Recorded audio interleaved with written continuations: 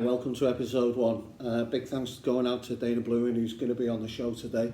Um, Sit back, enjoy, listen. Please comment, like, share, subscribe. Peace out. All right, let's do this shit. I'm here today with Dana Blouin, entrepreneur, podcaster, teacher, MMA referee. Do you still class yourself as an MMA fighter? No, definitely not a fighter anymore. Do you still train now, Dana? Well, not during lockdown, but I wish I could train more. I train when I can. Cool. Let's topic I don't really want to talk about, but let's go. You're American. What's your views on what's happening at the moment over in America? I can't even look at social media. It's depressing. It's crazy, man. And I was talking to someone today, and I've been in Thailand, lived overseas for a while. Been in Thailand, been through a coup, a failed coup. Multiple protests and riot situations in Bangkok. I was in Malaysia, in Kuala Lumpur for GE14, their previous election that ousted Najib. So I saw the protests that were happening there then. I was in Myanmar once. It was like this weird military crackdown thing that happened. And, you kind of think you're numb to that type of violence. But when you see it in your home country, your motherland, if you will, it hits different, right? It hits harder. And, I totally get it. I saw the video of George Floyd, and, it was a brutal murder. And these four cops murdered a guy knowing full well they were being videotaped, and they didn't care because they assumed they would get away with it. So from when you see that, and then the history of especially black people, but minorities in America being marginalized and treated like this, of course it's going to boil over. It can't not. And so I see it and it breaks my heart. I see cities burning, and people rioting, more people being injured, and more people being killed. But then you see people who are out there, trying to make things better. And there's both sides, and you can't discount all the bad things going on based on, a few bad actors who sort of ruin the message that's getting out there. But at the same time, people who are acting out violently, and rioting and looting, I can understand where that comes from, man. If you look at the history of oppression, how can you not sympathize with what they're going through, and nothing else has worked before? And what's your outlet? Yeah, I have a bit of a different. I'm not sure I quite call it murder. I didn't see that. I thought it was a reckless, stupid, possibly for manslaughter. I've heard people saying assassination and everything, which is a dangerous word to say. So I don't know. I've got to a place now where it's I want to live in a spiritual world, and I just don't see how we get there. That's what this doing this was about, really, is how do we get to more living in a spiritual world? And, I sometimes I wonder if it's possible. I don't know, what's your views on that? Well, first, I don't know how you cannot see that as murder. He nailed on the guy's neck for 9 minutes. Now, you and I both train, right? And what happens if you choke someone for, a minute, right? They lose consciousness, right? And imagine, of course, he wasn't applying a choke, but he's putting his full body weight on the man's artery, right? It doesn't take a scientist to figure out. You don't have to be a medical doctor to know what happens when you stop blood flow to the brain. And police are trained on how to restrain individuals properly and how not to restrain them. And one of my friends, one of my very good friends, is a police officer in the state where I grew up, Rhode Island. And he's actually a use of force trainer. He's a combative trainer for police. And I saw one of his posts where he said, look, this guy is doing the first thing we teach you not to do. And then he did it for 9 minutes, right? And then, again, to me, also, the three other cops who were there who let it happen are complicit, right? If you see someone being murdered and you don't do anything to intervene, you're complicit. And Yeah. so that's my take. I mean, I disagree that it's not murder. 100%. It was a murder of a handcuffed, restrained individual that didn't need to happen. And because of that, I understand, like I said, I understand the boiling over that's happening in America. And anyone who's lived in America understands these tensions sit right below the surface, even at the best of times, let alone after we've all been, self-quarantining for months on end because of a pandemic. But, get into a spiritual place with it. Maybe like a week and a half ago, I would have said maybe it's possible, especially like right now we have so much me time to focus on like, where we're at in life. But as an American, like I said, I know England has its own problems. Europe has its own problems with race and minorities and ethnicities and inequality. Like those things, those equality differences aren't perfect anywhere. But in America, it's just so bad. And, it's all that occupies my mind now. Because I have friends who are police, I have friends who live in these cities that are protesting and rioting, and I have a hard time to get out of that headspace into somewhere where I can sort of have a moment of calm, which I haven't had for a week. Yeah. Yeah, I don't want to look at social media. I see it as a sort of sort of like an American agenda, the race thing, and sometimes I wonder whether it's right wing driven. I see everything about dividing people, and I see it as a big divide.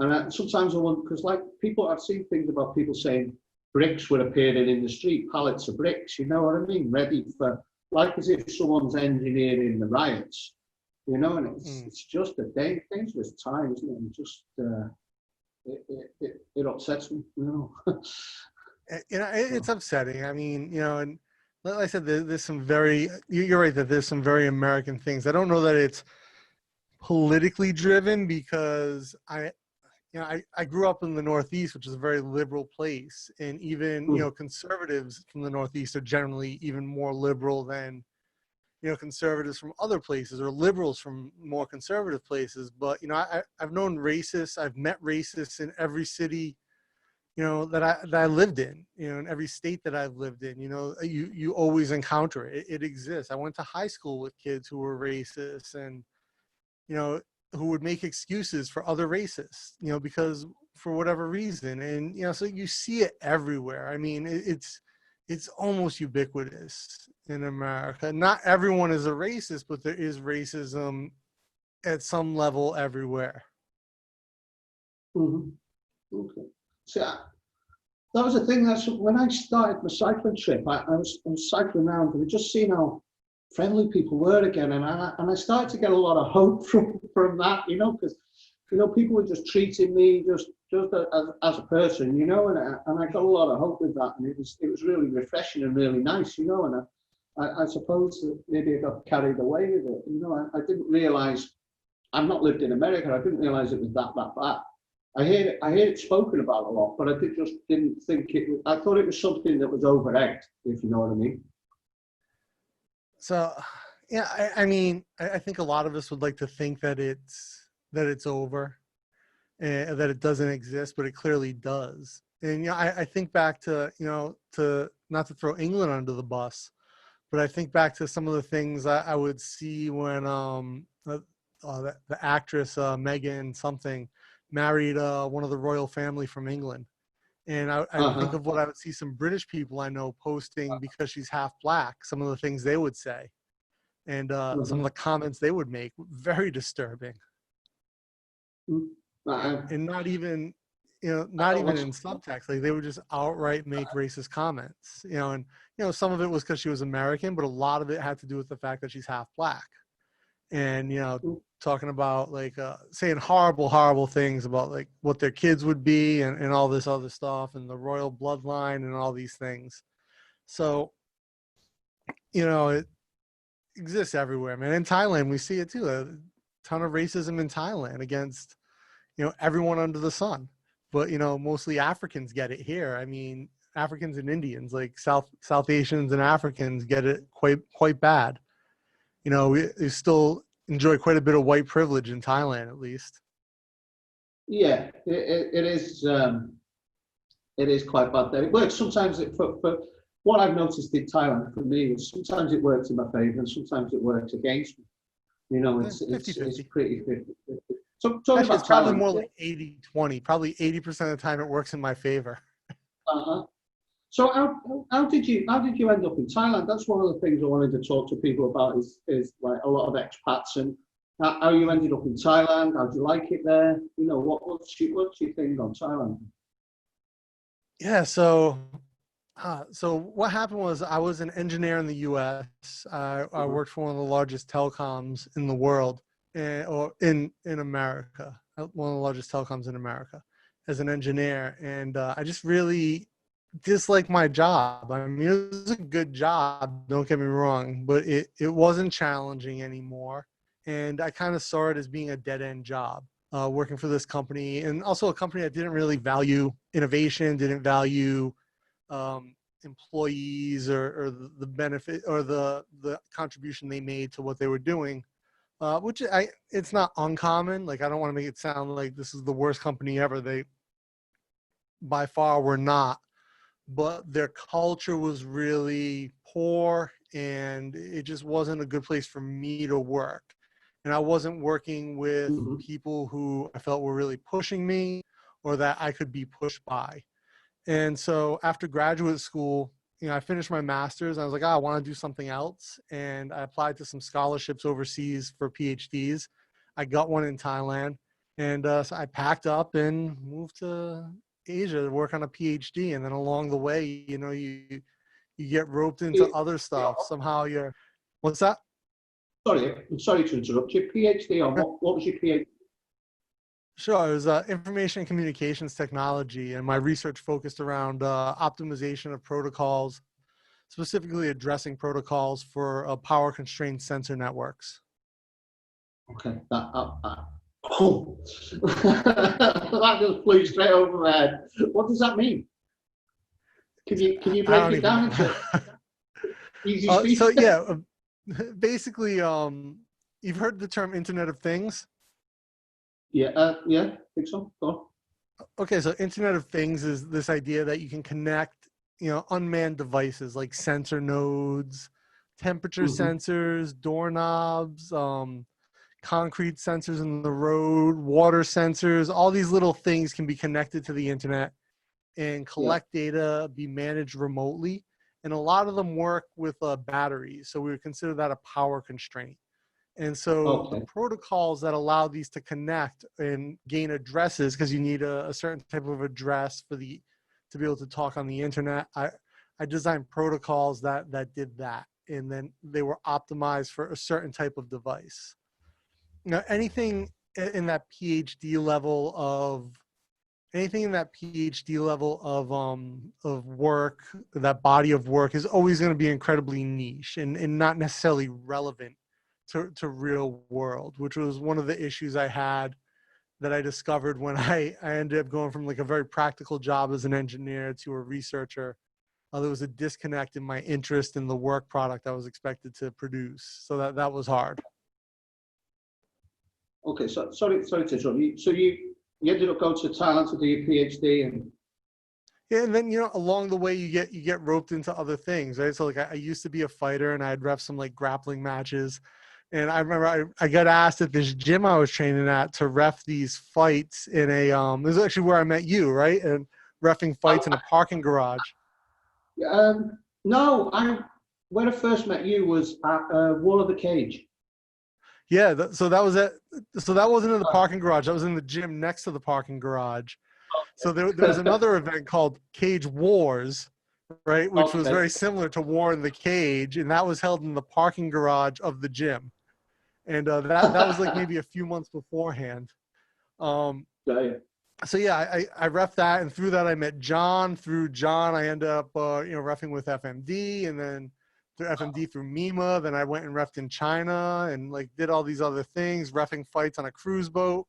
You know, and in the meantime, I started a couple different companies and, you know, been able to do a few things and have made a pretty good life for myself in Thailand overall. So what companies have you got going at the moment then? And you said companies, so go on. Yeah, so originally I started a hardware company, which to make wearable tech, which didn't work out. And we had to scrap that. We ended up closing down, going out of business. And I had a biometric informatics company that did human biometric analysis, and that did fairly well. And I was able to sell some of that IP to a different company. So they sort of acquired they acquired the intellectual property that we had developed around that concept. And then I had my media company. I was doing a show in Malaysia for a while, a business show called CBiz Podcast through my media company with the EFM network. And now in Thailand, I mostly have a small media company that produces podcasts, and I have a design studio as well, where we design I design bags, menswear accessories, jackets, things like that. How have you found it with everything that's going on with COVID and your businesses? You know, has it stopped you? Has it helped you with your internet businesses, or which way has it gone for you? Yeah, so you know, I've been fortunate that the things I do have. So my podcast, I produce mostly podcasts for other companies. So a lot of the production stuff, they've all ramped up production on podcasts as a result of, you know, not having anything else to really work on. So the companies that still had budget started producing more content. And so we're seeing more podcasts go through and their listens are way up. The podcasts I produce for myself have actually done, you know, fairly well listen wise, just because downloads and streams are up for podcasts. But apparently I found out the other day that's not the case for music. So podcast streams are up, but music streams are down. And then my design studio, we sort of pivoted. I was working on finalizing a collection of tote bags and things, and we ended up pivoting to making and selling fabric face masks, and that's done very well for us. So what's the name of your podcast and what's it about? So right now I've got Bangkok Strange is one that I do with my friend Woody, and we just talk about random topics. That show's been on hiatus. It's about to come back. But it's funny because we haven't produced a show in like maybe 2 months, but the downloads are through the roof on our most popular episodes. We did one about our most popular one's about the law of Thailand passed to outlaw short skirts at universities. So that was like one of our most popular ones. Yeah, it's a very Thai law. And then we did another one about like how can you know what soy cowboy is, right? Yeah. So we did an episode about how can soy cowboy even exist where it is today because of the price of that real estate, right? Like it's such a huge area. So we did a podcast about that. That's our second most popular. And then I have another one called the Dapper Villains podcast, which I do with my partner Jay, where we talk about menswear, men's fashion, but kind of from an outsider perspective.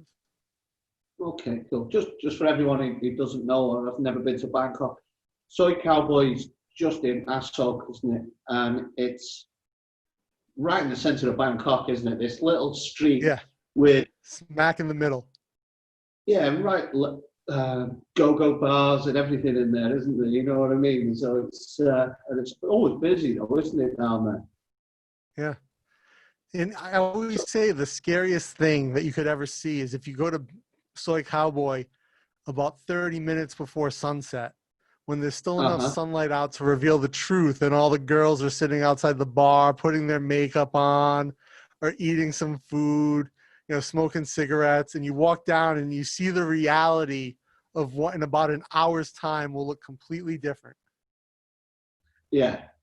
I remember once I was in a club in London and I took a load of drugs, so it clouded my vision. I was looking at this girl, oh man, she's gorgeous. And then in the morning, 6 a.m, I get outside and I look at her and it's like, whoa, you're not that nice, are you? When everything had calmed down and there was natural light, you know, she wasn't that good looking. Yeah, sunlight is the great revealer. Yeah, it does make a big difference, doesn't it? So, what do you like about Bangkok? Man, what don't I like? I mean, food's great, right? Quality Hmm. of life is fantastic. Good people. It's fast paced, which I love. Like if you've ever been to New York City, I've never done London, but I imagine London's probably very dense, very busy like New York. Bangkok is like New Yeah. York on steroids. Like Hmm. New York went into like a power lifter gym and came out trend to the gills, and that's Yeah. Bangkok. I like visiting Bangkok. I don't know if I'd want to live there. You know, what I mean, I live in Pattaya, which is arguably worse in a way, but um, I don't know. It's not so busy. That's a bit I don't like about Bangkok. Hmm. What food do you like? What do you think on food? I I mean, miss I'm a Thai food. street food guy, so like my favorite pizza place in the world is in Bangkok, in Asok, probably like a stone's throw from Soy Cowboy, but called Pala. It's under the Oh, BTS at Terminal 21. Some of the best pizza I've ever had. But for street food, I love somtum, like papaya salad. yeah, yeah. You can't I beat it. miss that. No, I miss some So that. good. I used to eat that about 5 times a week. You know, I'd be terrible Yeah, for it. it's so good, right? Yeah, yeah, I love it. When I first started, what's it called? Falar. I wouldn't go anywhere near that, Plural, yeah. but I love it. You know, I like santan flour with cucumber, which Oh, is yeah, yeah, yeah. you know, they have a pot, don't they? And then they smash it away with like a papaya salad, With loads the of mortar and chili. pestle, yeah. Yeah, and just it's just so refreshing, isn't it? It's a really most of it's a really light flavor, really refreshing. Yeah. For people who don't know what plura is, it's a unfiltered fermented fish sauce, right? So like usually you see fish sauce and it's kind of a clear black. Plura looks like a fermented fish milkshake, Yeah, right? And it smells like a fermented fish milkshake. it's an acquired taste, isn't it? But So, it's you know, actually a very good taste if you get used to it. yeah, yeah. It took me a while before I got into it, but once I started eating it, I really, really like Mm. it. What's your? I like what? Oh, sorry, go on. I You was gonna say like? I like Central Thai style somtum. So I like somtum Thai, Uh-huh. regular straight somtum, and I like it like extra citrusy, so like extra lime, and Hmm. I like it on the spicy side. Like I think somtum has to be spicy, even if I can't handle it. I'd rather eat it spicy than not. Yeah, I've made that mistake before. So when they're like, "Do you like spicy?" And I'm, yeah, yeah, no problem. And then, Yeah, yeah, and you have to eat it because otherwise they look down the nose at you like foreigner, don't yeah. they? So So you're like, when I first moved here, Russ, and I yeah, remember I was like first semester PhD, and there was this really nice girl named Pooh who was in class with me, and she invited me out for the day, and we went around to a few places. She was kind of showing me around, and we stopped at this food court for lunch. And I learned like I knew like maybe 8 words of Thai, right? Like max. And so yeah. she went off to order some food, and I found a samtam like counter in the mall's food court, and I was like, Hmm. samtam Thai, my saigoon, pet, right? Like very rudimentary, like farang Thai. And Yeah. this old auntie at the food court, she looks at me and she goes, "Jing law, samtam pet mai." And I was like, chai crop, pet pet, mak mak. And I didn't know at the time that if you double the word in Thai, it like intensifies. So I said spicy, spicy, very, very. Not thinking that I thought I was just saying like kind of like sort of spicy, yeah. And like so I said spicy, spicy, very, very. She goes, okay, ka. And she starts smashing up the little bit of papaya, right? I just see her hand reach into the chili jar, and she's looking at me like straight in the eye, like making eye contact. And she pulls out a huge handful of chilies and just drops it in and just starts smashing it.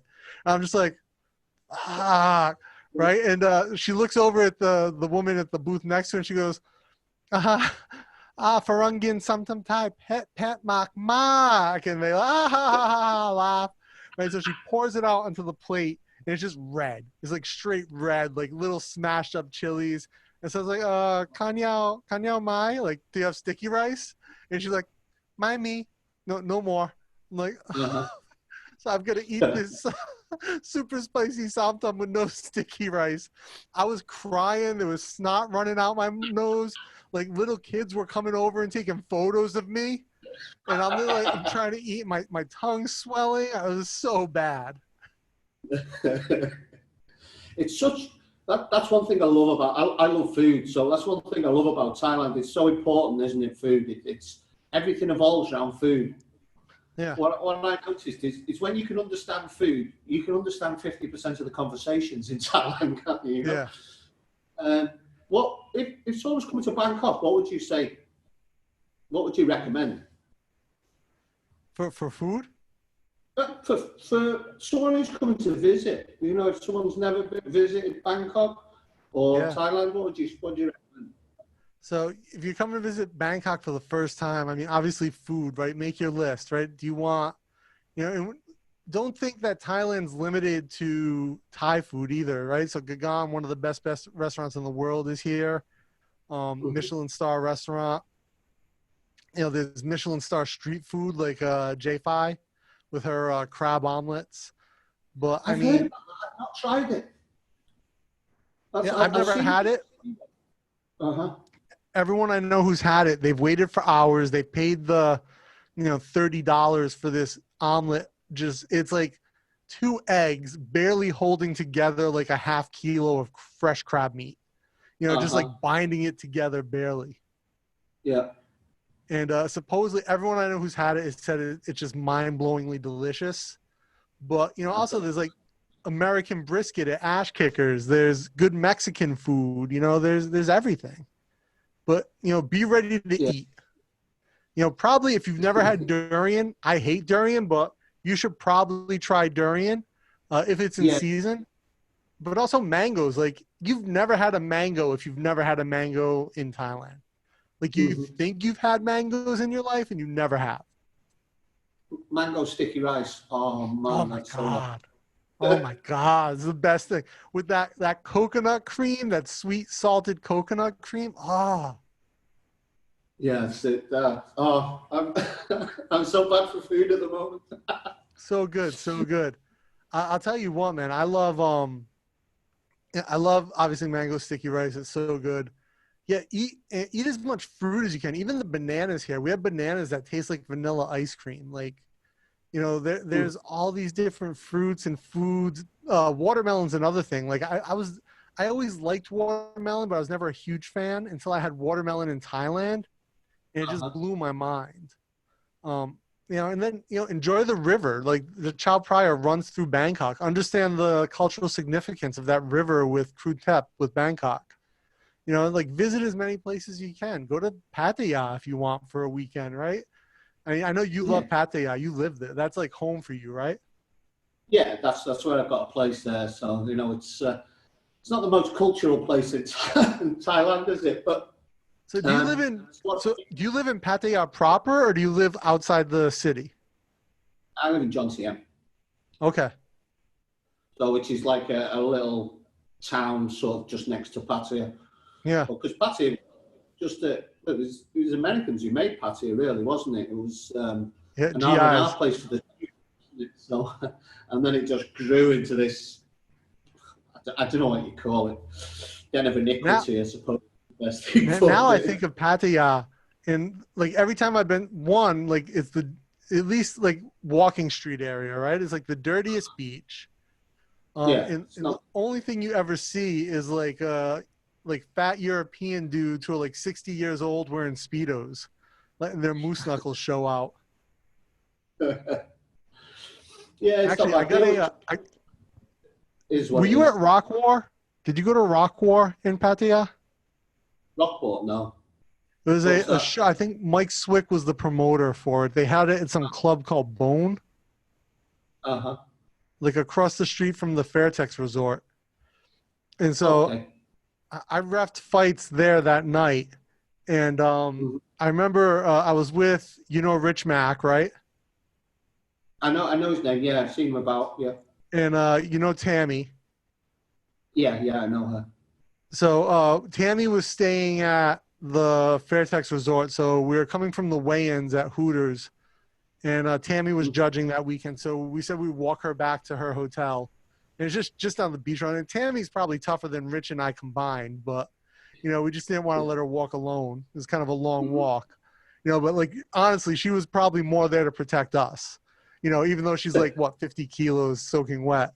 But so I remember we dropped her off and she showed us like the Fairtex Resort and stuff. And Rich and I caught a Songtel back and we had to walk a ways. And I remember we're walking and there's we see the cops harassing these three guys for fishing off the beach. It's like 1 a.m, right? But there's like an old dude getting a blowjob on a bench right on the beach. And they just totally ignored this guy getting a blowjob, but they're harassing these 3 kids for fishing, like right off the beach in the middle of the night. Like, can't fish here. This is a blowjob beach. Yeah, man. Well, talking about Fairtex, where would you train? Like, where have you trained in Thailand? Or do you train Muay Thai or just MMA? So. I've trained a little bit of Muay Thai, but so when I was living in Rangsit, I would train a little bit of Muay Thai, but mostly just BJJ, or I prefer no gi grappling. I don't like wearing a gi. Yeah, in Bangkok though, I'll train at Q23. If I'm training, I drop into Q23. With Adam, yeah. Yeah, with Adam. Cool. I haven't seen him for ages. Yeah, it's one of those things that I'd always recommend people to come to Thailand to train Muay Thai. Just for the experience. I was amazed when I was down in Phuket how busy it was. This one gym, and it wasn't in Geelong. It wasn't a main gym. But we'd have 20, 30 people there. Just staying for 2 weeks. Just amazing, the atmosphere, and it's just really cool, man. It's just different vibe than you'd expect. Do you train regularly when you're in Thailand? Yeah, I normally go to a place called Combat Group. Okay. That's it. It's in Pattaya. So I've been going there for years. Yeah, so I've got part of the furniture there in a way now that I just turn up and go and train there. Trained at Fairtex a few times. It's quite nice there. Then there's Venom in Pattaya as well, which is quite another cool gym. Yeah. It's more, if you come and just, it's not about me, but if you want the more family environment, Combat Group's really good.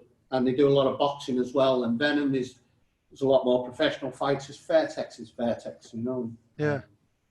So you boxed a few times, right? No, I've only ever done those 2 MMA fights. Are the only fights I've ever had. Right, you fought Tangmo, right? No, I've only had 2 amateur fights. No, I don't think so. I could have sworn you fought 2 Thai guys. No. I've only fought 2 Thai guys in that war in the cage. That was my one foray into martial arts, and that was You didn't fight Tango at War in the Cage? I don't know if he was there. I think it was 2 young guys. Oh, maybe. I thought Tangmo fought in that one in War in the Cage. I remember, wasn't there like a, what's that? Yeah, Tang was a heavyweight. Yeah. I was at middleweight. Ah. Who was the Swedish guy who got kneed in the face and his like face blew up? I can't remember now. So it's like that was at War in the Cage. So yeah, it's quite a good show. It was good fun. That was first time I've ever done anything. It was like I was 45 when I'd done that. I'm too old now for any of that game. I'll just train now.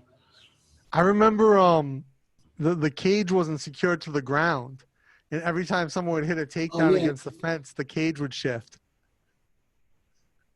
Yeah, I think I moved it because I had the guy up against the fence. So yeah, it was quite funny. It started as an octagon, ended as like a hexagon or like a polygon rhombus. So one thing that I've been looking at a lot of stuff, and I look at the future a lot. You're IT guy. What's your thing on AI? What do you see for AI? I'm pessimistic on it. I don't see a good future for it. What do you think? You know, I'm confident. You know, I think a lot of the negative connotations that people have about AI are simply because we don't really understand it. And like, I don't understand it completely. Like, I'm not an AI expert by any stretch of the imagination. Oh, You know, as a technologist, yeah, I'm excited by the things that it can do, right? Because a lot of the things that AI can fix are things that human error causes a lot. Like, if you think about, you know, like car accidents, like self-driving cars are a big part of AI. Car accidents are mostly yeah. caused by human error. Plane crashes are mostly caused by human error. QC issues, like when you get something from the store and it's bad out of the box, that's generally human error. If you can automate that with AI, it eliminates all those things. And then, you know, my excitement around it is it enhances what we do. So like, you're a teacher, right? And so a big part of what you do is classroom management, and then, you know, kind of understanding what the kids' levels are that you're teaching, or adults if you're teaching them. You teach kids, right? Like younger kids? It depends. So my last job was in university. So Okay. So yeah, so I teach at young university adults. sometimes. So, you know, like I'm constantly trying to gauge where my students' ability level is. And so I can push them a little bit harder. And I say the most rudimentary kind of applications of AI could help you better gauge a student's ability as a teacher so that you could create more challenging work for them. AI can, like I said, Mhm. reduce human error. So there's a lot of potential positive benefits from AI that I'm very excited about. At the same time, of course, I grew up watching fucking Terminator, so AI scares me in that respect, right? Like Skynet could be a very real thing, you know, and I have no illusions about that. But at the same time, like, you know, these machines, I remember I was reading a paper not that long ago about the two AIs creating languages to speak to each other, to communicate to each other past codes, that they had to shut down the experiment because their language evolved so quickly that the researchers couldn't track it. So they had to shut the AI down. Uh-huh. You know, and then of course you see like the Boston Dynamics robotic mules and like the shit they can do. And I think was it I don't know if it was Boston Dynamics or Honda that had the robot that could do flips and rolls, right? Like combat rolls and like jump up. So, you know, yeah, there's when you start combining things, like it gets scary in your mind real quick. And then the whole idea of like, you know, are we in a simulation because AI has already surpassed us? And like, what does that mean? I don't know. But like from a medical perspective, like a lot of times with, especially with oncology is probably one of the best examples. In oncology, you know, when doctors or radiologists or oncologists misdiagnose an x-ray or an image, because something's just too small, they can't see it, or it's obstructed. AI doesn't, right? They've done tests where AI image analysis has a tremendously better diagnostic record than humans. And so imagine if you could, and they can do it faster. So you could treat more people faster with earlier detection by using AI and letting that supplement what the doctor does. You know, there's so many things that AI can make better in our life and give us more time to be more productive and advance society in better ways. But yeah, I get the scary side of it too. And we just have to hope that we have to work to make sure that doesn't happen. We don't hope, we work to make sure that doesn't happen. Yeah, it comes on, for me, it comes back to that spiritual thing because I was listening to, is it Ben Goetzel? I don't know if you've heard of him. No. He's American, he lives out of Hong Kong, and what he was saying, which was really interested me, was gave me a little bit of hope, was AI will become what we show it, if you know what I mean, like having a child, and how you nurture the child is what it'll become. And then he's like, yeah, but the problem is, at the moment, It's military and advertising are the two that are pushing AI. Yeah. So it's about us putting it. That's why he wants that open source for AI and things. You know. So Have you ever it's an seen interesting thing. Clockwork It does Orange? frighten me. Yeah, a long time ago. Yeah, Go on. a great movie. One of Kubrick's, like, really strange Yeah. and out there, but it's a fantastic movie in that every time you see it, like, you kind of come away with something different.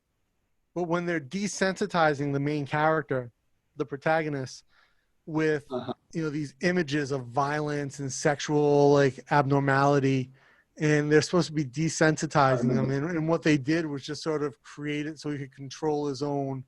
He became more of what they showed him. He was just able to mask it better. And, like, you're right, what we show AI, when AI is at the point where it can learn and then self-evaluate and improve, what we show it first becomes very important to what follows and how it evaluates things.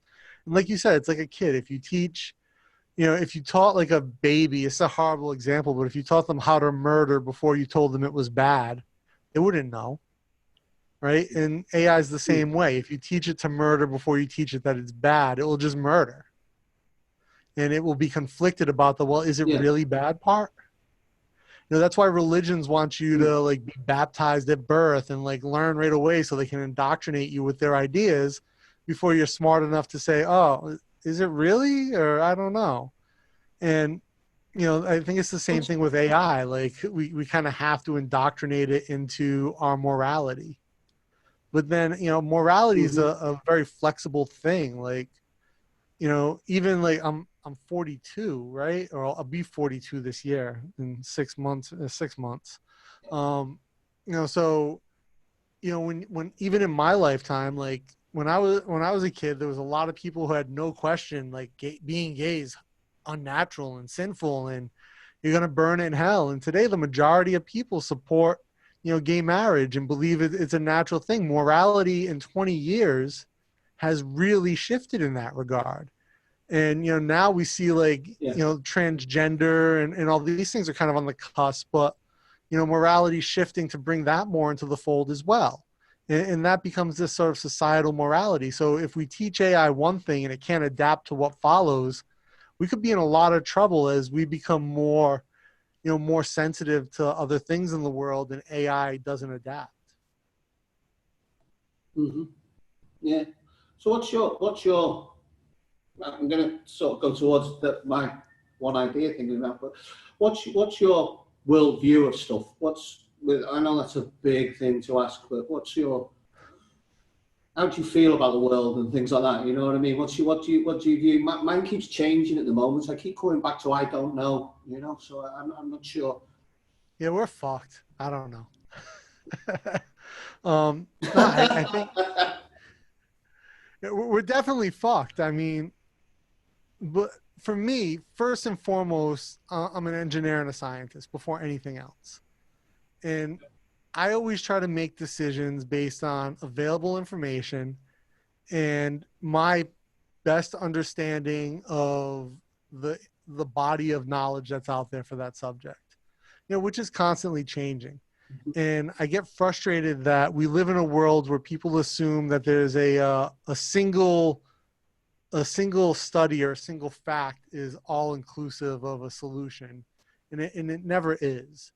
Yeah. And I mean, my view changes as the data changes, right? There's new data on every subject every day practically. And so, people always joke, oh, coffee was bad for you last week, but it's good for you this week. And, and that's part of the problem is that, people take one data point and assume and extrapolate it to be the absolute truth. That's not the case. And so I try to never marry myself to one truth about a subject in the world, whether it's, food security or climate change or whatever. I try to evaluate the body of work available at the time. And so with that respect, my worldview is very dynamic. It's not static at all. Like, with very few things, with very few exceptions, like equality amongst people is one thing that I feel like I'd be very inflexible on. Like, I believe in equality. So Like, I don't think there's any information that will sway me on that. As far as inalienable rights, at least not in reality, not in practice, but in theory. How do we get there for equality with people? That's the thing that, like, well, go back to why I started this podcast is that's where I see a lot of it being more socioeconomic than anything is one of the biggest equalities that we've got. And without going, you call me a conspiracy theorist, without going too far down that route, there's an elite that sort of control all the resources, really. I believe that there's enough resources in this world for everyone to live comfortably. I don't know, you might differ from that. This is why I want to speak to people about it, whether I'm just daydreaming or not. And I think there's too many people control those resources and don't allow everybody to have enough resources, which causes all that conflict. What's your views on that? I don't. And what I was saying about the taxing system, right? Yeah, so I don't disagree with you fundamentally that there are people who control there's a small subset of people that control a unbalanced subset of resources, for sure. Whether that's water, food, whatever. Do I think there's enough resources on the planet for everyone to live comfortably? Yes and no. So, yes. So I'll say first no, because primarily no. There's not enough resources in the world for everyone to live comfortably to the quality of life they live today, given the systems that manage and distribute our resources. So no in that regard. I think the planet is overpopulated. I think that our approach to consumption is wrong.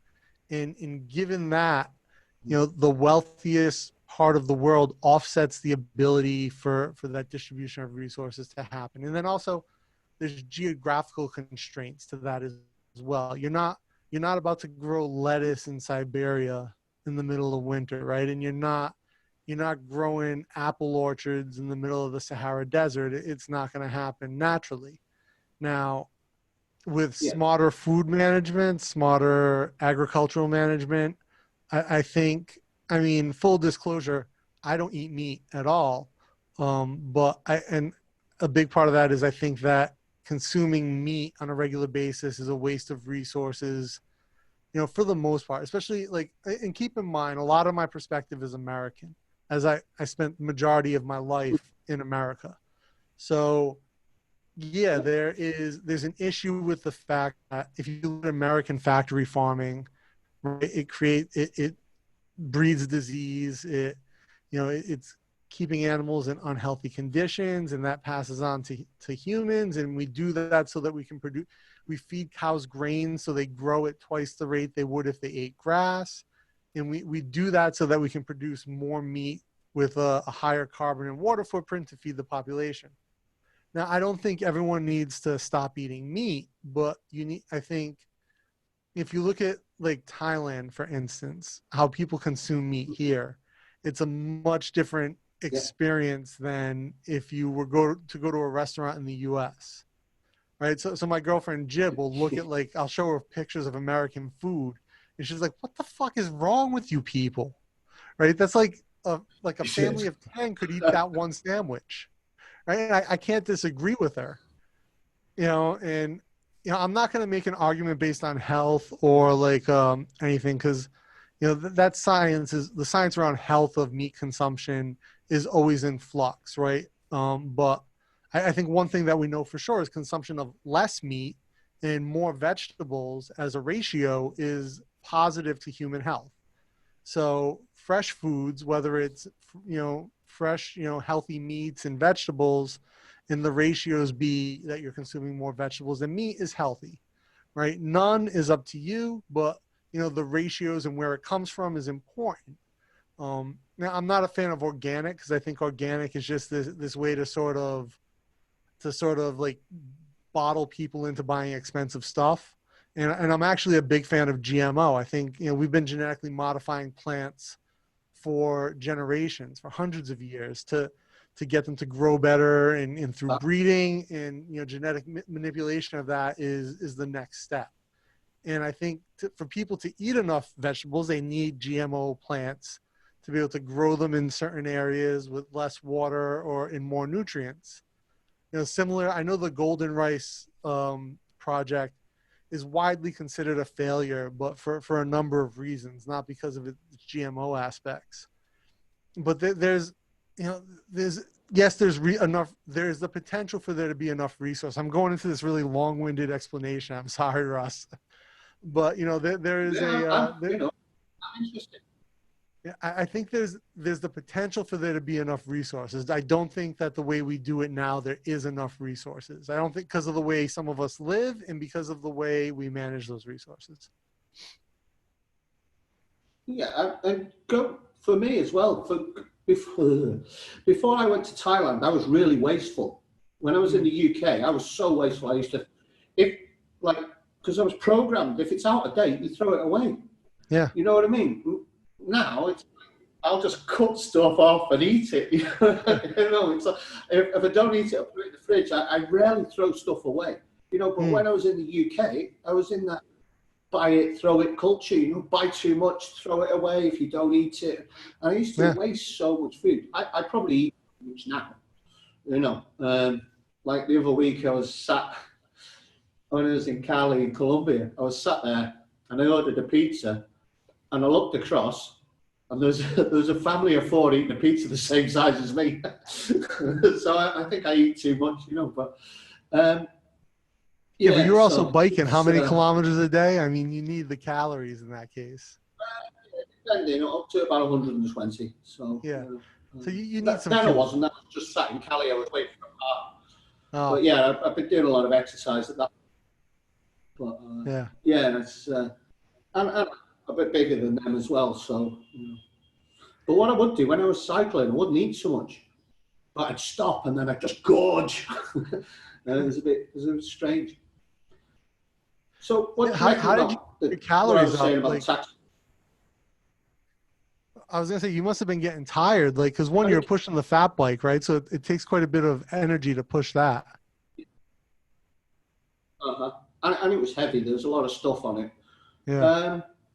I'd still eat. I'd still eat 3 times a day, but I wouldn't eat as much because there'd be times when, if I had a massive lunch, I wouldn't want to cycle. So I'd keep my portions down a lot of the time. Or if I had a big lunch, I wouldn't get very far in the afternoon. Yeah. So I drank a lot. I never used to drink fizzy drinks before, but I drank a lot of like Coca-Cola and Fanta and things like that, just for that quick sugar. To get to a destination, then eat my evening meal. So I had to manage it in that way. So it's good fun though. It's just a shame that the coronavirus has come in and kicked it all in on. Are you going to finish the trip once lockdown ends? I don't think I need to get back to work at some point.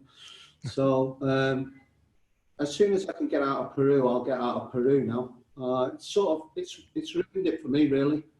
It's just took all the fun out of it. I've been stuck here for, 3 or 4 months now, 3 months, and I've got another month.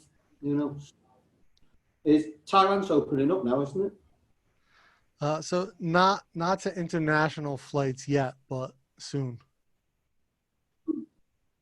I mean, as in you can start going out and doing things again now. Yeah, I think today was the first day of almost completely no lockdown. So bars are still closed, go-go bars, Soy Cowboy still closed, all that. But restaurants have limited seating. Malls are open. Theaters, I believe, have opened again. So, it's kind of back to normal. I'm still not going out, though. I'm still just working from home, doing what I do, and getting delivery. What are your views on COVID? Because I'm I'm far over on one side of it. I'm skeptical of everything, and I'm not sure if it's as bad as it is, and I think I should have more freedom of choice. What do you think? So, I mean, I think we have to go. Look, I mean, you're a few years older than me, but neither of us have ever lived through a pandemic before, right? We've seen minor outbreaks, right? But never a global outbreak of something, right? Like we've seen Ebola. We've both been alive to see Ebola outbreaks in Africa. We've seen SARS and MERS in China, but those were always contained, right? This is the first time, we've seen it spread dramatically globally. And, America's got 100,000 dead and, over 1 million infected. So, yeah, like ultimately, right, we're seeing that, one, we didn't know how to treat it. Two, we understand that, there's a lot to learn about the virus and the way that it progresses in the human body. And we didn't understand, we still don't understand a lot of it because we've been so busy fighting it, and fewer people have been able to research it. There are some doctors reporting that it looks more like altitude sickness than pneumonia, and some are saying that it looks more like an upper respiratory infection. And so, there's still a lot of conflicting information, right? We've been able to test for it. Do I think we need more freedoms? No, I think we need more compliance, right? It's the same thing with vaccines. Compliance creates herd immunity, which protects the population. That's why when you start getting pockets of people who don't get their kids vaccinated or don't get vaccinated themselves, you get resurgence of diseases in developed countries that disease was extinct, like smallpox came back in America. That should never happen, right? And so I think things like you should have to wear a mask when you go out in public. And even if it's a fabric mask, because the idea being that your compliance your compliance and the compliance of everyone else combined protects the community at large. And, do I think like we should have restricted movement and like restaurants should be shut down? Yes. Because ultimately, that's what the science does suggest, that, limited contact, and protective measures work. And we've seen it work in Hong Kong. We saw it work in Thailand, Vietnam, and we saw it not work in America where their cases are still out of control. We saw it not work in Italy, and China was able to get, now I still am not 100% confident on the validity of China's numbers, but it does seem like China got it under control. Whether they underreported or not, it does seem to be under control now. So, yeah, I mean, it's a tough call. Of course, I don't want to be locked at home. I don't want to be, I don't want to be doing things that I otherwise would be doing, right? But, by the same token, I don't want to be sick, right? And I don't want people who I care about to get sick and die. So there are limited medical resources. We understand that. And to have the best chance to protect the most amount of people, I do think that these sort of restrictions are necessary. And I understand the desire to sort of fight against the machine or fight against the system. Like, no, I'm going to do what I want to do. I'm going to go out. I'm going to go shopping. I'm going to go to restaurants. I mean, it's a dangerous game. And I think if people realize that by doing that, they're endangering not just themselves, but a slew of other people, because we know individuals can be asymptomatic and still spread the disease. And that's not unique to this virus. That's very common with many viruses. You can be asymptomatic of the flu, which is a very similar virus, and still infect other people. Now, I think I kind of was talking about, someone used the term new normal, right? Like face masks are the new normal. And I think of life after 9/11 was the new normal for Americans. And so I think, 2020 is the new normal post-pandemic. So I really, especially for me, face masks, I really, really hate them, because for me, it cuts down so much social interaction. And especially for me living abroad and being abroad, that smile is so much without the language, if you know what I mean. Yeah. So I really struggled with it. And at first I had to wear one. I was like smiling to people, and I knew I couldn't have that social interaction with them. I found it quite difficult. I really don't like that about it. That's one thing I don't like. I'm at the opposite end of the view to you on everything, but I really struggled with that. You know, of how I interact with someone when when I'm only showing this much of my face. You know, because that's one of the things that I learned to overcome on language is start Yeah. laughing, which I got from Thailand. You know what I mean? When you're in that awkward situation, if you start laughing, it just melts away, doesn't it? And it makes it so much easier. No doubt a smile goes a So long way. yeah, it's, makes a big difference in life, and I think that frightens me if we do have to wear masks all the time. It's those things I don't like. What do you think of the tax system? That's my one thing. What's your take on it? I only know about the UK, so I don't know how it works in America. So So what are the is it taxes like in the unfair like UK? I think it I is? don't know. So I don't know what taxes are in the there's so many UK. So loopholes. hmm. It's about the loopholes for taxes that is the one for me. So companies like Google and Amazon, they pay hardly any tax in the UK because they have offshore companies, they have shell companies, they can move it around. Rich people can have offshore bank accounts. It was a thing that the British, at the end of the empire, the British banking system, to remain controlling in the banking industry, they changed something so you could have nominees in bank accounts. So you could have an offshore bank account with a nominee and then you didn't have to pay any tax on it. So it was a way of doing that, and the shell companies like the Cayman Islands, there's a room that's smaller than this with 5,000 massive companies in it, you know, which is a way of the rich people not paying enough taxes, and normal people have to pay the taxes. And I think that every company, every government, the problem of like because of things going wrong in poor communities is because there's not enough resources and not enough money to help those poor communities.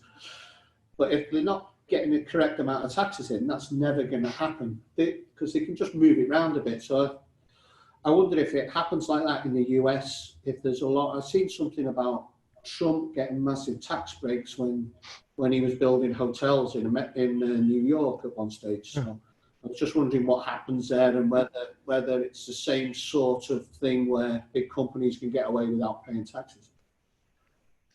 Yes, big companies do get away without paying taxes, for sure. And so I'm on the fence on this. I don't disagree with you. I think that companies should pay, a fair amount of tax. At the same time, I'm an entrepreneur and a capitalist to a big extent. So I believe that, you have Yep. to incentivize businesses to succeed, not incentivize them to succeed, but, give them more opportunity to succeed because ultimately businesses grow the economy more than an individual does, right? Businesses employ people, they pay salaries, those people buy things, hopefully save some money because they're making enough, and the more business owner makes, I mean, obviously like if you're making $1 billion a year, you're not spending that, you're saving a lot more, but you're still putting money into the economy and you're helping other people put money into the economy, which is an important thing. So I believe tax incentives to help businesses succeed are important, to the extent that you're giving them break, but it's going to be a two-way street, right? It can't be a one-way like loophole thing. It's going to be, we give you these tax incentives and in exchange for that, you do this, this, and this. Now, I know you started your bike ride in Texas. And Texas is a great example. Austin, Mm-hmm. Texas gives land and tax breaks to big tech companies to move there, right? All these big tech companies Yep. move to Austin, Texas.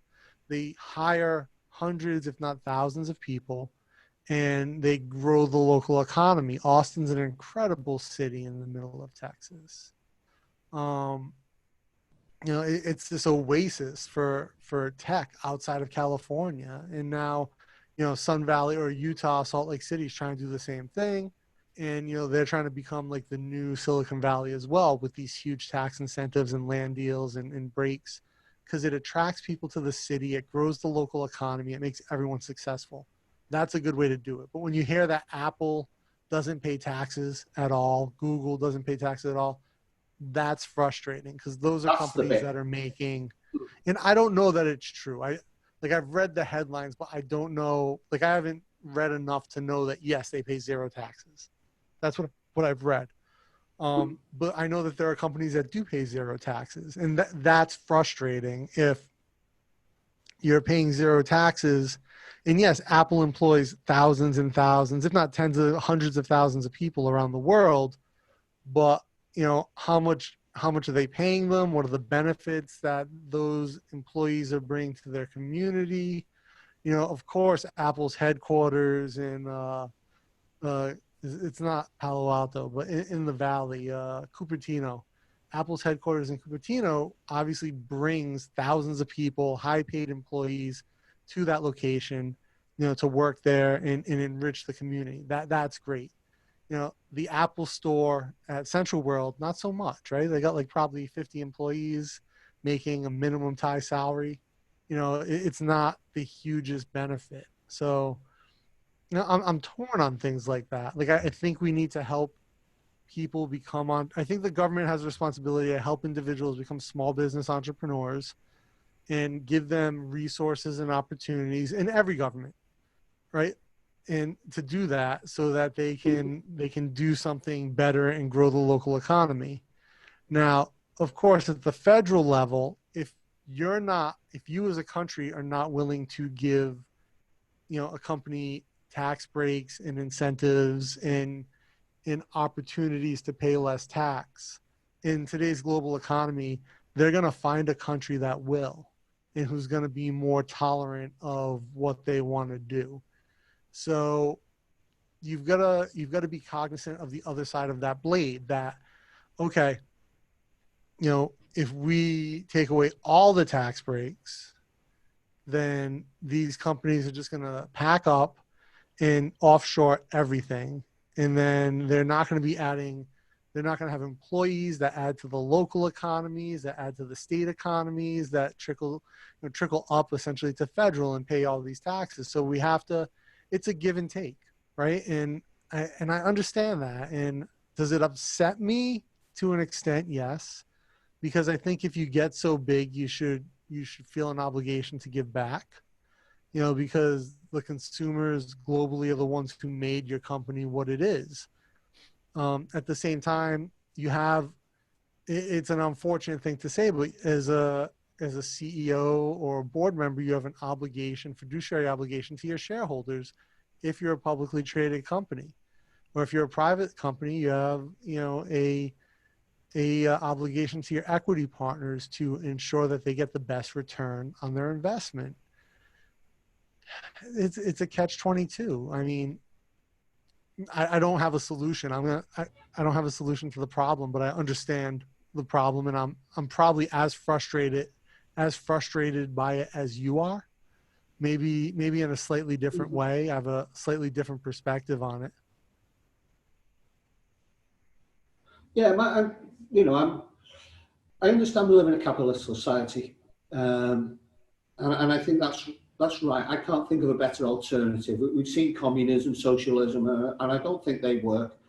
So a capitalist society where people can make it good is I think is great.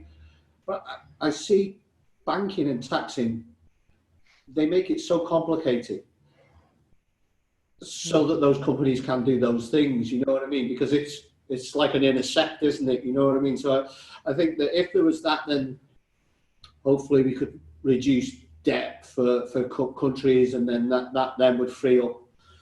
Because after this pandemic, every country is going to be massively in debt. So that means all of the tax they receive, if it was like 10% of their budget going to pay the debt, it's going to be 15% at the end of this. So it's going to be even worse on the back of it. So it's a way of simplifying everything and making it slightly more fair, but making sure they still can make money, if you know what I mean. Not, all right, I want to cripple Google, so they run away to another country. Yeah, but by the same token, I think about I don't know what it's like in the UK, but American citizens are required to pay tax on their foreign earned income. So if you make over, I think it's $109,000 US, you have to pay tax on whatever. Once you make over that, you have to start paying American income tax. and there's some schemes to figure out like how much you make or do you file. I don't know of many other countries that require taxation on foreign earned income, but America wants its dollar, right? They want to squeeze blood from the stone, which I get. They need to fund those tanks and those super carriers and those fighter jets. We can't spend the most on military compared to every other country if we're not taxing everyone.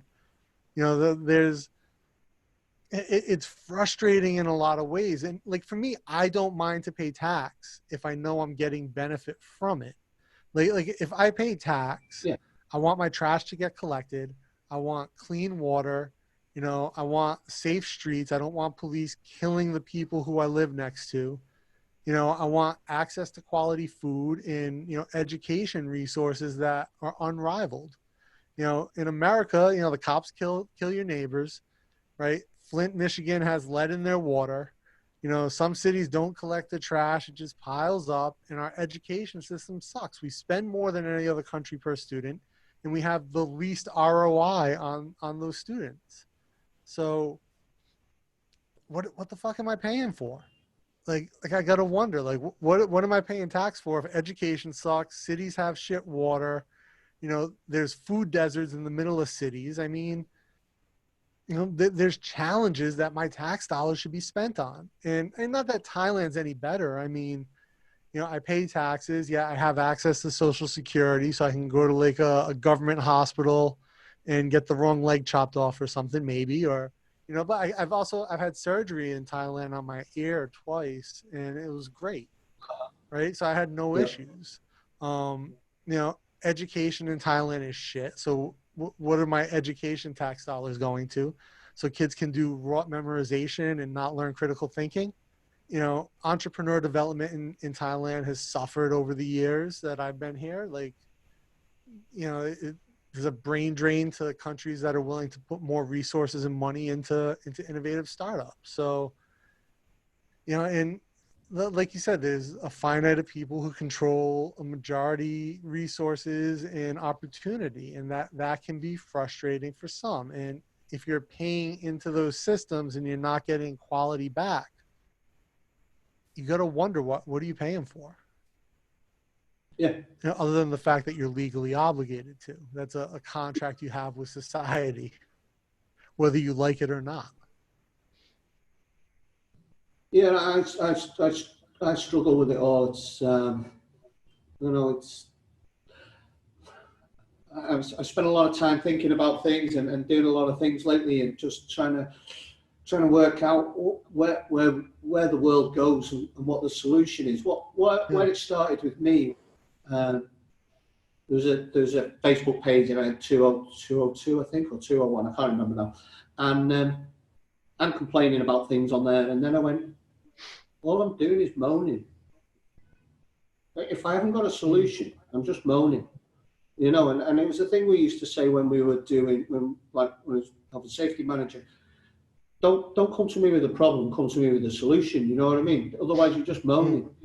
And that's what I didn't want to do. And I was saying to people, okay, well, what's the solution? What can we do?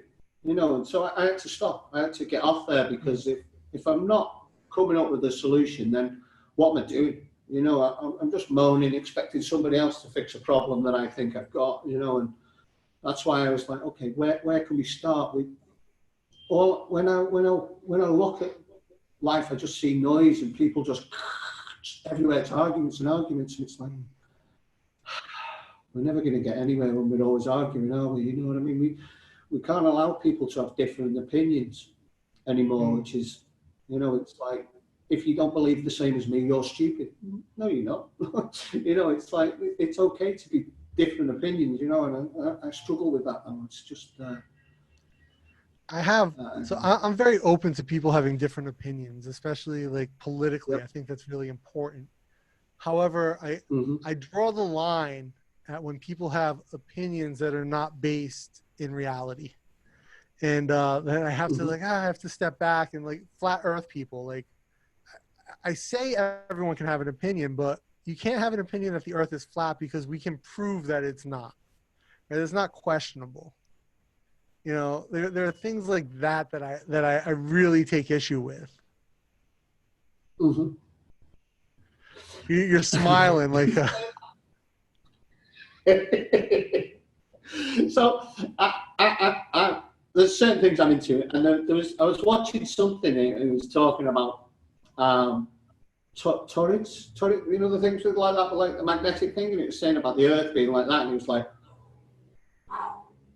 and I didn't want to go there. I didn't want to look at it.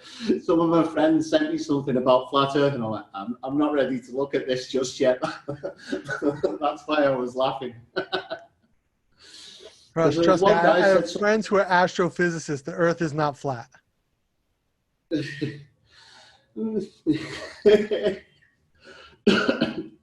But they reckon space is flat, don't they? Which is a weird. So Mm, flat the other day, so. in a strange way, right? We have to think. So when you think about space, you have to think about space-time, right? And that linear progression of space-time and that flat progression of time through space. Is a bit. And again, like I'm not an astrophysicist. I took a few physics classes at university, and that's it. But there's a lot of math to it that I don't understand. Maybe you do. I don't know. But like I have to go by the simplified explanations that experts give me.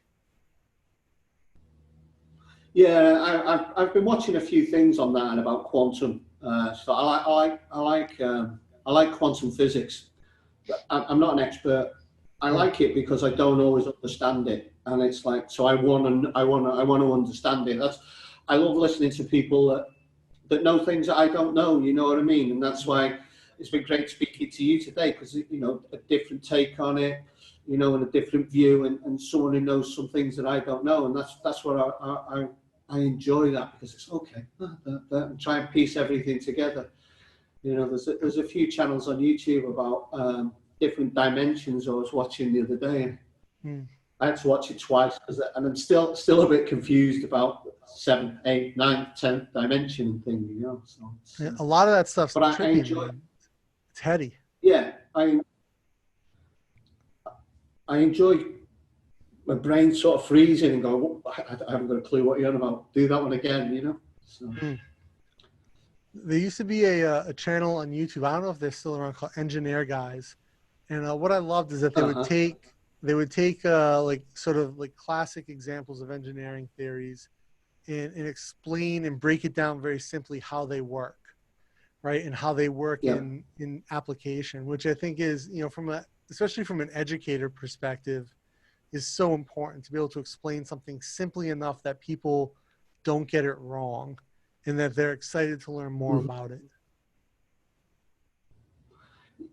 Yeah, that's my thing on how well you know a subject. If I can explain a subject to anybody, I think I know it well, you know, and that was a thing that I didn't like about university. Some of my lecturers would do it at this super high level, and it was like, are you trying to get me to understand it, or are you trying to prove yourself to be intelligent? I'm not sure which one it is here, you know.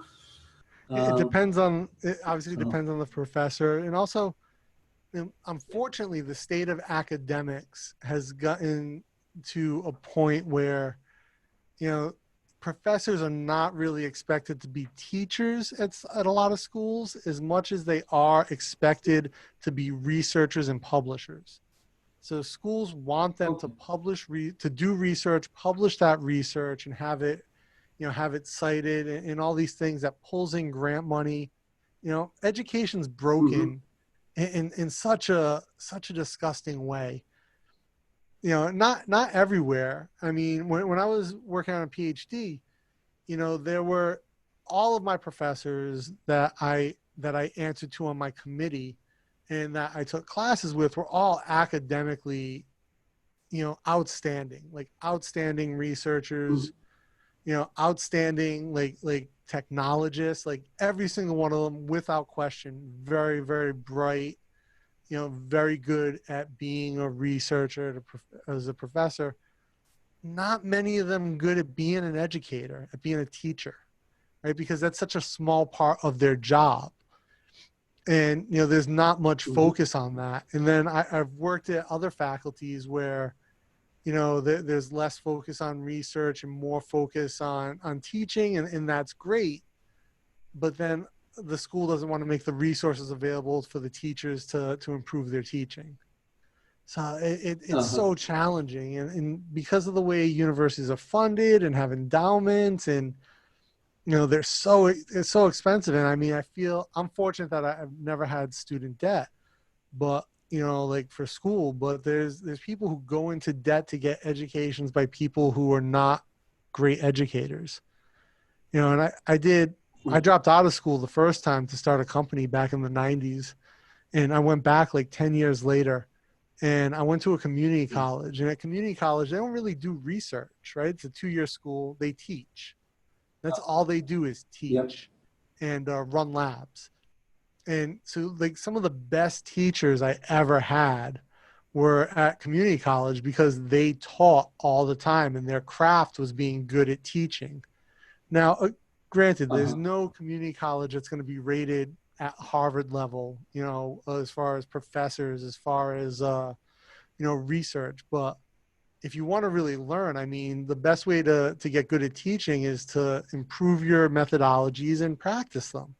And community college professors do that. And then I did my bachelor's at a school that was a little bit more focused on teaching than research. And I kind of had the same experience. And again, at graduate school. So I've been fortunate that I've been kind of around a lot of teachers who were focused on teaching. But then I've taken classes at bigger universities with lecturers who aren't so concerned about their teaching methodologies. They want to put information out. They expect you to absorb it without question, and then come back and pass a test on it. And, they want to go back to the lab and do research and write proposals and get cash for their projects, because also that's what the university incentivizes for them to do. So for them to ignore that would be putting their job at risk. So you can't blame the professors. There's a whole system around that. And I think that, especially like I look at American education, I don't know much about the British education system. You guys have like level 1s and 2s and 3s and 4s and 5s and 6s, and your degrees have different like abbreviations than ours. So everything's a lot different. I don't understand much about the British system, but the American system is just kind of fucked and broken. And there's not enough focus on craft and methodology and learning as there is at the university level, at least, as there is on producing new knowledge through research, which is also a very noble endeavor. And we should do that, but not at the expense of educating the next generation of engineers, scientists, leaders, thinkers, baristas, whatever you're going to do when you get out of school, writers, artists, like all these people should be learning from, great teachers, not researchers. I'm quite, I'm a teacher, it's one of my things, isn't it? It's a subject that I think the education system needs to be looked at again. Like education failed me. I think it didn't suit me for the way I work. You know what I mean? It's a narrow path you have to go for education. I see education as a memory test really more than anything. I tell you something, you remember it, and you do it, because it's very difficult to grade imagination and creativity. So we don't want to ask people that. We don't want to say, come on. Like I used to do projects, and it'd be, I'd give them a scope, and I'd say, if you do something, it fails, but you've done something different, I'm still going to reward you for that, because what I want you to do is try new things. Whereas most of what I see is, okay, we do this, we test you, sit you down, you sit a test every week, and it's just like, for me, as an individual, that doesn't work. It works for some people, but I don't think it doesn't create imagination, creativity, and when you're talking about entrepreneurs, it doesn't create that either. It just creates mini robots, I think. I think we could be a lot better place with education.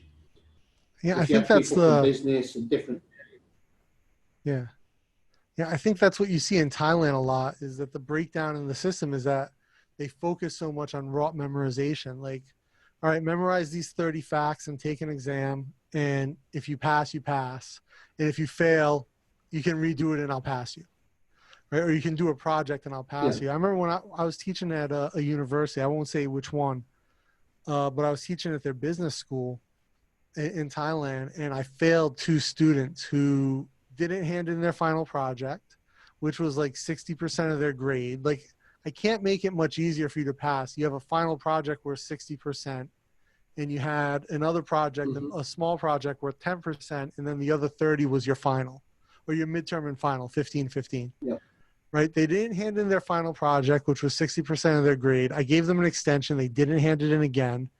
And then one of them handed me in a paper I flat out knew he didn't write because the English was impeccable and he barely spoke a word of it. And the first project he handed in was barely legible.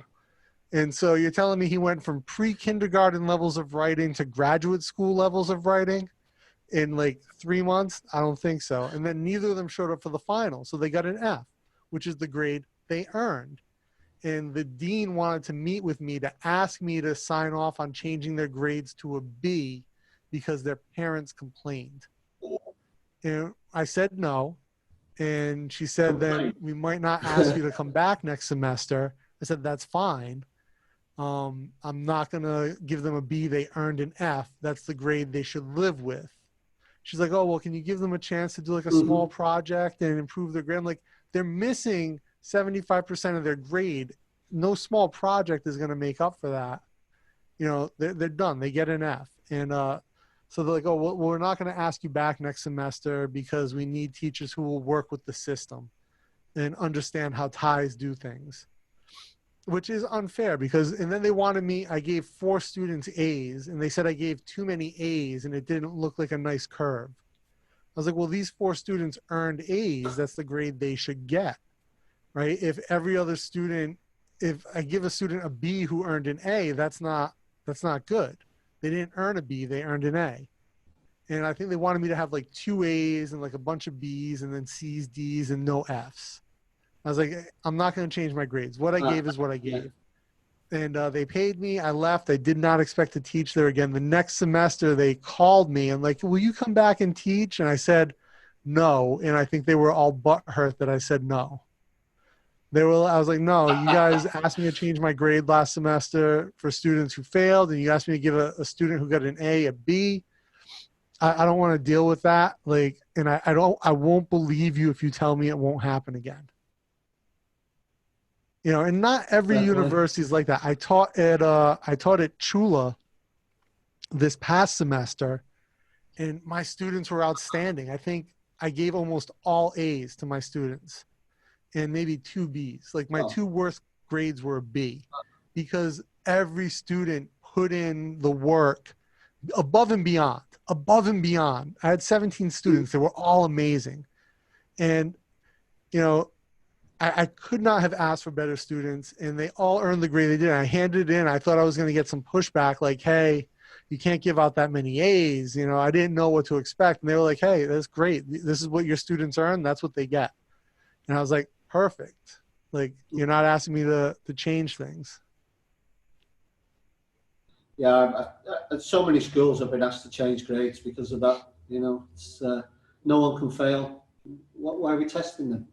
Yeah, like and also the school I was complaining about, it was supposed to be an international program. 2 of my 35 students spoke English. 2. The rest, like they would come to class late, so I started locking the door so they couldn't come in after like 5 minutes late. And then they would fall asleep in my class. They would take phone calls in the middle of my class. You know, it was frustrating. The school was like, oh, well, you have to let them answer the phone. It could be an emergency. I'm like, I guarantee none of these phone calls are emergencies. They're 19-year-old kids in a marketing class. None of them are having issues. No emergency needs, they can't wait for an hour. No. Or whatever it is there? No. Yeah, it's, yeah, I know. That is the system. I remember, I think it was, where was it? When I was in Cambodia, and they were saying about doctors just pay for their degrees and things and their certificates over there. You know what I mean? It's like, Money Yeah, talks, doesn't it? I One love last one. teaching. Go on. No, I was gonna say I love teaching. You Yes, know, same here. and I love the craft and methodologies of teaching. And when you get students like my students at Chula, there's nothing more rewarding than seeing students take the information you give them, digest it, and create something unique from it. Those are amazing students, right? And it makes it worth it.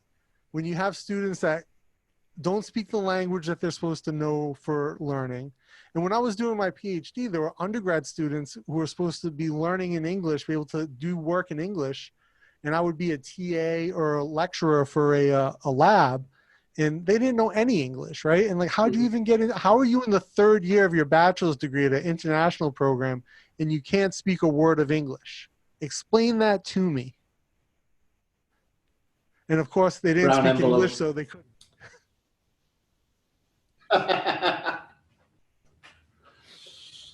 Yeah, it's not good. I come from a training background, really, so I bring a lot of training into the classroom, which I like to do. So I like to do group activities and things like that a lot when I can. So I'm more of a trainer than a teacher. But, Yeah. Yeah, I don't one think that's one a last bad thing, thing. Dana. What's Did that? you try? Did you try the cold brew coffee with Not yet. the lime Not yet. and the So honey? I just ordered a cold drip brewer.